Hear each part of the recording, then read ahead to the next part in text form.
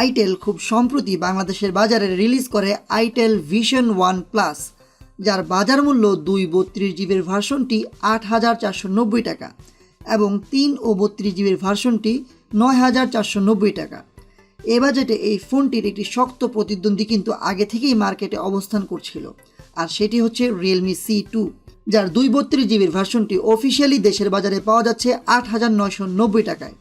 অর্থাৎ বলা যায় এ বাজেটে কনফিউজ করে দেওয়ার মতো ব্যাপার। আজকের ভিডিও জুড়ে আপনাদের ভিতরে থাকা সকল কনফিউশনের উত্তর দেব এবং জানাবো এই বাজেটে কোন ডিভাইসটি সেরা। তো ভিডিওটি শুরু করার আগে অবশ্যই দেখে নিন আমাদের চ্যানেলটি সাবস্ক্রাইব করা আছে কিনা। সাবস্ক্রাইব করা না থাকলে অবশ্যই আমাদের চ্যানেলটি সাবস্ক্রাইব করে নেবেন এবং অবশ্যই বেল বাটনটিতে ক্লিক করে নেবেন। আমার আজকের ভিডিওটি করতে আমাকে সহায়তা করেছে টেকনিক্যাল ওমর ইউটিউব চ্যানেলের সাদ্দাম ভাই। ধন্যবাদ সাদ্দাম ভাইকে। আপনারা ভিডিওটি শেষ করে সাদ্দাম ভাইয়ের চ্যানেলে গিয়ে আইটেল ভিশন 1 প্লাসের ফুল রিভিউটি দেখে আসতে পারেন এবং অবশ্যই তার চ্যানেলটি সাবস্ক্রাইব করতে ভুলবেন না।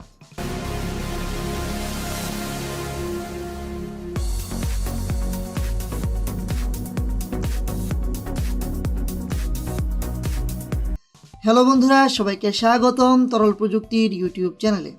প্রথমেই কথা বলা যাক ডিসপ্লে, ডিজাইন এবং ডিউরেবিলিটি নিয়ে। তবে এর আগে অবশ্যই এই ভিডিওটিতে একটি লাইক দিতে ভুলবেন না, কেননা আপনার একটি লাইকের মাধ্যমে এই ভিডিওটি আপনার বন্ধুদের কাছেও ছড়িয়ে যাবে। রিয়েলমি C2তে ডিসপ্লে হিসেবে পাচ্ছেন 6.1 ইঞ্চির HD+ রেজুলেশনের ডিসপ্লে। এখানে ডিসপ্লেটির প্রোটেকশন হিসেবে পাচ্ছেন কর্নিং গরিলা গ্লাস 3। অন্যদিকে আইটেল ভিশন 1 প্লাসের ডিসপ্লে হিসেবে পাচ্ছেন 6.5 ইঞ্চির HD+ রেজুলেশনের IPS LCD প্যানেলের ডিসপ্লে, যেখানে কোনো ধরনের কর্নিং গরিলা গ্লাসের প্রোটেকশন নেই। দুটি ডিসপ্লে নচযুক্ত, তবে এখানে দুটি ডিসপ্লের মাঝে স্লাইটলি বেটার কালার ও ছোট হওয়ায় শার্পনেস ভালো পেয়েছে রিয়েলমি C2তে। কিন্তু যাদের একটু বড় ডিসপ্লে পছন্দ তারা তো অবশ্যই ভিশন 1 প্লাসের দিকেই যেতে হবে। ডিজাইনে দুটি ফোনই প্লাস্টিক বিল্ড এবং দেখতে সুন্দর, হাতে ভালো গ্রিপ করা যাচ্ছিল।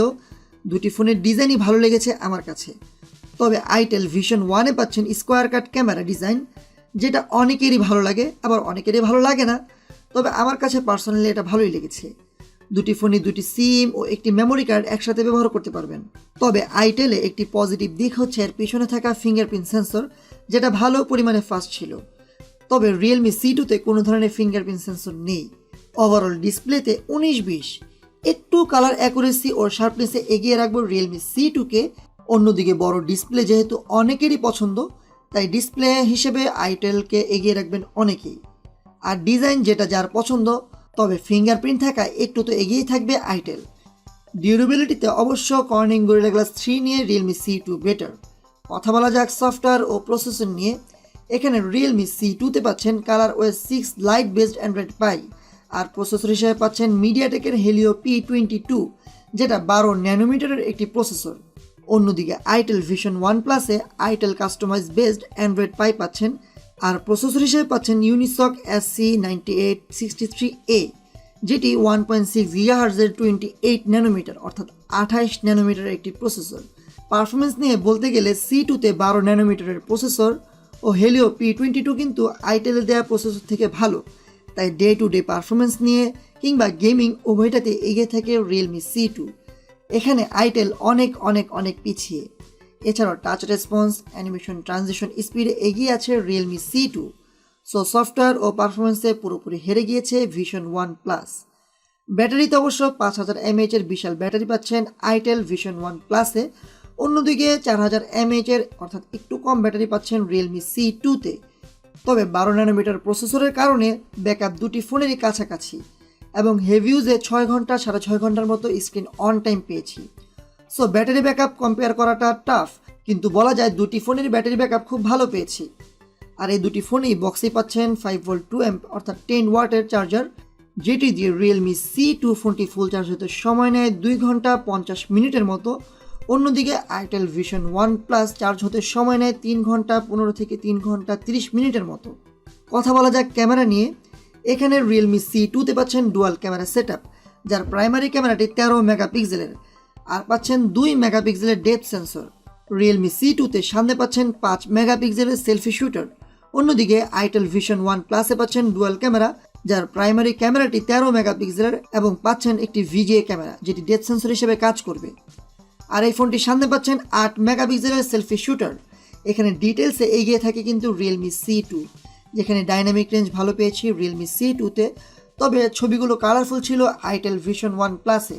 যারা অনেকেই কালারফুল ছবি পছন্দ করেন তারা এই ছবিগুলো পছন্দ করবেন অবশ্যই। পোর্ট্রেট মোডে অবশ্য আমি এগিয়ে রাখবো Realme C2-কে, কেননা পোর্ট্রেট মোডে এজ ডিটেকশন এবং ডিটেলস ভালো পেয়েছি Realme C2-তে। সামনের ক্যামেরায় একটু এগিয়ে থাকে Itel Vision One Plus ডিটেলসের দিক থেকে।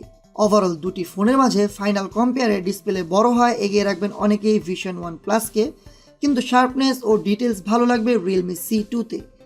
ডিজাইনে ফিঙ্গারপ্রিন্টের কারণে এগিয়ে রাখবো Vision One Plus-কে। তবে যেহেতু কর্নিং গরিলা গ্লাস 3 পাওয়া যাচ্ছে Realme C2-তে, সেহেতু ডিউরেবিলিটিতে এগিয়ে থাকে Realme C2। তবে একটা বিষয়, সফটওয়্যার, প্রসেসর, ক্যামেরায় কিন্তু এগিয়ে থাকে Realme C2 এবং ব্যাটারি ব্যাকআপ প্রায় সমান সমান। সো সিদ্ধান্ত আপনাদের। বাজেট হিসেবে কোন ফোনটি ভালো লেগেছে আপনাদের কাছে কমেন্ট বক্সে অবশ্যই জানাতে ভুলবেন না। ধন্যবাদ সবাইকে। বন্ধুরা, এমন সব আকর্ষণীয় ভিডিও পেতে অবশ্যই লাইক, কমেন্ট এবং সাবস্ক্রাইবের মাধ্যমে তরল প্রযুক্তির পাশেই থাকুন। আর আমরাও থাকবো আপনাদের পাশে এমন আরও অনেক আকর্ষণীয় ভিডিও নিয়ে। তরল প্রযুক্তি, প্রযুক্তি যেখানে পানির মতো সহজ।